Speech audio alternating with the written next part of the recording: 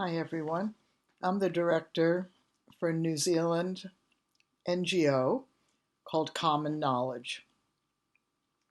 This is my first live scheduled Facebook, and for the next 7 days, our NGO is going to put on a free, quick birth skills course. It is attached to a course that you can purchase for $60, and there's a 20% discount. Now, as an NGO, the way that we've been able to survive since 1996 is through selling the skills that hundreds of mums and dads and I developed in the early 1970s. So it's sort of a donation to us, but it keeps us alive, and it keeps the concept that families developed along with the skills conscious in this childbirth conversation. So in these next 7 days, I'm going to go over, and let me read this so my eyes will track over there. We're going to do an introduction today about the skills. Tomorrow we're going to talk about the body skills. The third day, breathing. The fourth day, individuality. The fifth, communication, including touch. The sixth, about the progression if you do labor and have a vaginal birth. And seven, the impact of you being skilled or not being skilled on your birth and in the society as a whole. So let me explain something about birthing better and our trust. In the early 1970s, I gave birth in actually 1970, and in the United States at that point, there was a very high societal expectation, an expectation that all expectant parents attend what was the first ever childbirth preparation classes, and they were entirely skills-based. And you need to understand this because in my lifetime, so you are either the age of my grandchildren or perhaps my children. Back then in 1970, I and multiple millions of mothers and fathers learned birth and birth coaching skills, and that profoundly changed the childbirth conversation. The skills most frequently learned were Lamaze. They were taught in every hospital everywhere, and other people paid for Bradley classes, which was actually called husband-coached childbirth. Women had demanded that husbands be with them. Now it's more than just a husband. Other people can be there as well, because we didn't want to be left alone to birth. Women throughout time, across the world, we have lacked birthing skills.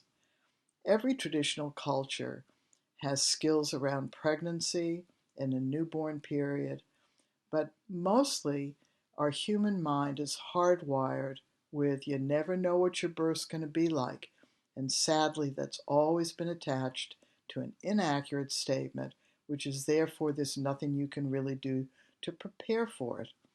And you can't prepare for something that is unknown and that you can't practice. However, if we shift our thinking, we understand, because certainly anybody who has given birth knows this. It's an activity that we are doing. It's really no different than driving a car or preparing a meal or sitting down and working on the internet or searching for something to buy. It's a set of skills. Our children have to learn to tie their shoes. They learn to get up and walk. They learn to talk.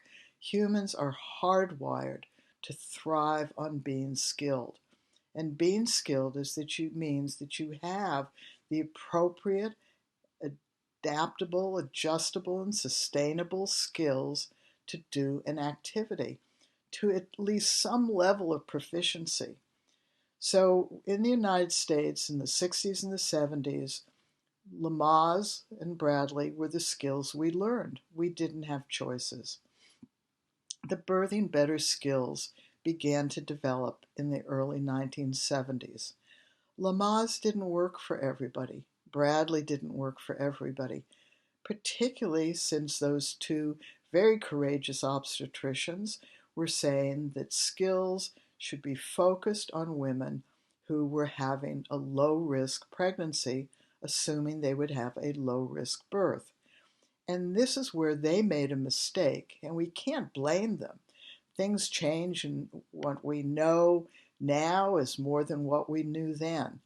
The reality is, if these men, Lamaze and Bradley, and in New Zealand, where our trust is, Grantley Dick Reed, had said 100% of pregnant women will give birth, 100% of pregnant women are going to do the activity of birthing their baby. And that activity is best done with a set of skills. If that had been the societal message, then today you would be seeking out being skilled. In other words, you would fulfill the concept that's very simple, that says, when we fall pregnant, it is normal and natural for us to learn birth and birth coaching skills during pregnancy, and then to use those skills to do the activity of birthing our baby. Now, in 1970, there was a 4.5% cesarean rate. Cesareans were done to save the lives of women. And this is important for you to understand. The natural birth movement would interpret that as, well, you see, 95% of the women can labor. However, what they do is neglect what's really important in that bit of information. In 1970, with a 4.5% cesarean rate, 95% of women did labor. We labored whether we coped or not, whether we suffered or not. We labored whether or not we labored for hours or days and days. We labored whether we had a good outcome or whether we had a poor outcome. In other words, in 1970, the maternity system was not sophisticated enough to really deal with the risks that were associated with birth. And those risks are not always mothers died in childbirth. There are lots of other risks, and one of the biggest risks and complaints that we as women have had is that we suffered in childbirth. It didn't mean there was a problem. It meant we lacked the skills to cope with the natural occurring pain of contractions. And we didn't know how to perhaps reduce or prevent some of the issues or risks that might become problems. So when we go back to when I first gave birth and 95% of us labored, we labored because there were no choices, and we labored because the modern maternity system was not capable of reducing the risks that people knew existed. So we need to be realistic about really what happened even in my lifetime. But for the first time, mothers and fathers had skills in the 1970s in the United States. In New Zealand, where I live now and where our NGO is, Grantley Dick Reed had the first influence. In New Zealand has a different health system, and back then every country dealt with childbirth on its own. By the time I gave birth in the 1980s, it became a global conversation. But in New Zealand in the 70s, Grantley Dick Reed, or Childbirth Without Fear, was taught, but only to those low-risk women who are having a normal pregnancy and assumed to have a normal low-risk birth. And they had to be given a doctor's prescription to attend those classes. Now, those classes did eventually expand out to the wider population through Parent Center, but initially they were focused on separating medical birth from natural birth that could perhaps be without medical care, and also with the aspiration that it be pain-free. So when Birthing Better developed, it developed in that historic context that skills were for low-risk women to achieve a natural birth, pain-free labor with no medical care. Now, in 1970, we called medical care assessments, monitoring, and procedures. By 1982, when I gave birth last, they were all called interventions. And they were called interventions by the natural birth movement that then implied to women that all interventions, all the assessments, monitoring procedures, were both unnecessary and imposed on women, and that they wanted women to have choice to say no to those interventions. And that is what exists today. The idea that you can plan a natural birth, and that what you plan and what you want is what they, the medical profession, or your birth providers, should give you. And what we know today is that choices are fickle, babies don't come to plan, and we are now in this period of this virus. So our NGO has decided to do a 7-day free online quick birth skills course. Now, when we started developing the skills, and we did not sit down in a group and go, we've got to develop these skills. It was my working with pregnant families. I'm not a midwife. I'm not a childbirth educator.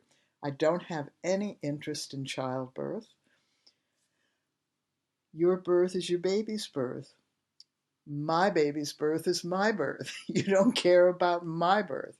And I don't really care about your birth. I would never walk up to you on the street and say, well, how did you birth? And you wouldn't walk up on the street to me and say, well, how was your birth? It's not something that politically inspires me. However, skills inspire me. And when I worked with families, we were all trying to figure out how to have better skills, because Lamaze and Bradley were not working for many of us. They were working, and multiple millions of families were making an effort to use them. And how they were working is really important. They were not working to produce more low-risk, normal births. They were working brilliantly to help women not suffer. And that was a major complaint by women. Without skills, we did not cope well with the natural occurring, often intense pain of labor contractions, and we could not determine how long our labor would go on for during those days when there was only a 4.5 cesarean rate in 1970 in the US. We could labor for days and days and days. We thought we'd die, and we had no skills. So when Lamaze and Bradley came along, we had skills, finally had skills. And when Birthing Better started to develop, we first focused exclusively on the coping, because we had no idea whether we could do anything to change the course of a birth. We just all assumed that you never know what your birth is going to be like.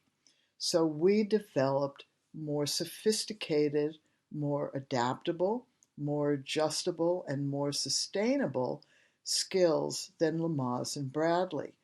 Now, why did we do that? Because whenever anything is new, we have to keep refining those skills. And we knew that the Lamaze breathing of was unsustainable. We knew that the in the nose, out the mouth suggested breathing of Bradley could sound calm or calmer, but women could use in the nose and out the mouth to moan, or to scream, ah. And if we're told use in the nose and out the mouth as the technique, then we accept those variations.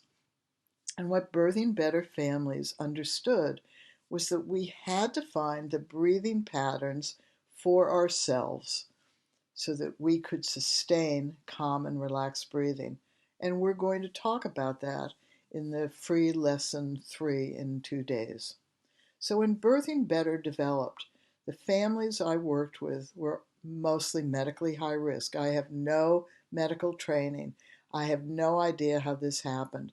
They also often came from very, very strong faith-based communities. I have no religious bone in my body. And a lot of women had previous birth experiences and wanted to talk about it. I couldn't do anything about it, or they were projecting into their coming birth. I had no control over that. So, what we discovered was that our individuality, which we're going to talk about in lesson 4, meets our commonality as soon as we get pregnant. Pregnancy is very unique. We are either pregnant or we are not. And if we are pregnant around the world, we fall into that exclusive group. And that exclusive group has one exit out of pregnancy. One. And that is doing the activity of birthing our baby. So we then join this commonality. So how could we develop skills around this commonality when our individuality is so intense to each of us? And it's because of our body. Pregnancy occurs in our body. Men and women alike blink, cough, and can tighten up our rectum. As fathers who equally develop birthing better skills, we're so clear about when during our second phase of development, which I'll talk about tomorrow, was there was a big object in this container, our body, and we had to get that object out. So what do we do with the container to get the object out? And if doing that, if helping to get the object out hurts, then we have to develop skills to cope with the natural occurring pain. So when we started in the early 70s, we focused on the coping, the managing, the working through, the dealing with, the handling, the ability to stay on top of or to feel in control when natural occurring labor pains hurt like a mother. I mean, they really, really, really hurt for most of us. And so what we want you to know is that birthing better developed because hundreds of fathers and mothers just like you took time with me to develop a set of skills. There are lots of them. There's breathing, there's communication, verbal and nonverbal, there's touch, there's teamwork, there's staying in the now, there's breaking contractions up into 5 phases. In fact, fathers eventually created skills that are on the Udemy platform to break up pregnancy into 5 stages and to develop skills from conception through those 5 stages of pregnancy so that they could keep up with the changes of the pregnant woman. Because men are human beings, and as human beings, we thrive on being skilled. And when we lack skills and we're put into an activity that we must do, and we lack skills, we feel useless and we feel helpless. And that doesn't do well for us, how we feel individually or collectively. So birthing better families developed skills. We're not the only skills-based method. We're just one of them, and we're an evolution of them.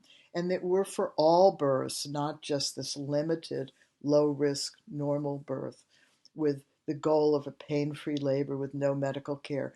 We developed skills for all births. More importantly, we developed a concept around childbirth that I have tried to pass on since the 70s. By the 80s, it just got shouted down because skills were dismissed as not achieving the natural births, and choices were replaced with that. Fathers were reduced from being coaches to being support people for women's choices. So we always had a concept that we hope will become enlivened during this very crazy period, and that is we must grow a skilled, self-learning, skilled birthing population. And this is the words for the concept.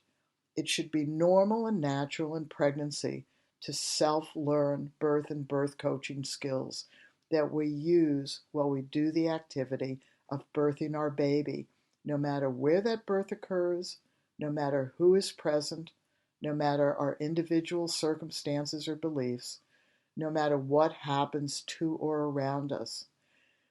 Birth is an activity we do, and if we do it with skills, we will birth better. So I've promised myself that I would sort of stop a little bit at 20 minutes, which is now. I see that there are some people that are watching right now, I do not know how to answer any of your questions. So I'll stop today, and tomorrow we're going to go over the body skills. The next day we're going to go over the breathing. The next day about our individuality, how we reconcile our individuality to our commonality. The next we're going to talk about nonverbal and verbal communication, including touch, that's effective in birth. And these become life skills, really, because that's important, isn't it? Pregnancy and childbirth are part of our lives because we become parents and children are part of our lives. So these skills had to allow us to grow through our pregnancy, through birth, and into parenting, feeling confident and competent about ourselves, which is what our children expect of us. The sixth class will be for people who are going to labor, and most of us still do that, even though many of them end up with unplanned or emergency cesareans. And that's the sixth class. And the seventh class is the impact of birth, your birth. As I said in 1970 when I gave birth, multiple millions of women from the 60s and the 70s in the United States used Lamaze and Bradley skills. We changed how labor and delivery nurses and obstetricians viewed birth. They saw for the first time in history multiple millions of women coping better and fathers helping. The assessments, the monitoring, and procedures that I experienced in 1970 had totally changed by the time I gave birth in 1982. And that was directly due to the fact that obstetricians and labor and delivery nurses saw at least 8 out of 10 women making some effort to use skills. Sadly, the goal of those skills were to achieve those normal births and pain-free labors. So that was people's psychological understanding of the skills, and that didn't happen. But they missed the bigger success story, which was women stopped suffering. And that should be a good enough goal. That should be the first goal. We can deal with the other one when women stop suffering and fathers or whoever else helps knows how to help. So those multiple millions of women from the 60s and the 70s in the United States changed how obstetricians and labor and delivery nurses experience childbirth. We changed it. My generation of women look back on our birth as a skilled activity we did. We do not have the shame, blame, guilt, disappointment, anger, trauma that exists within a choice-based system. Because a choice-based system says, I know what I want, I expect to get what I want, and if I don't get what I want, or people don't treat me the way that I want to be treated, then I am going to be left scarred. This is a failure. So now we have the ability to change the childbirth conversation because of COVID-19 and bring forth this new concept which should have grown alongside choices, which is that when you become pregnant, you self-learn birth and birth coaching skills, and you use those skills to work through the activity of birthing your baby. Thank you for listening. Join me tomorrow. These are scheduled, so I know when I'm doing this, which is phenomenal. Um, and yes, please let other people know about it. And you can take a look at what's in the course by clicking the link. And remember, we are an NGO, which means we're a not-for-profit, which means the sale of the course returns to the trust so that we can continue to put forward this message that we must absolutely have a skilled birthing population. So thanks so much for listening. Bye-bye.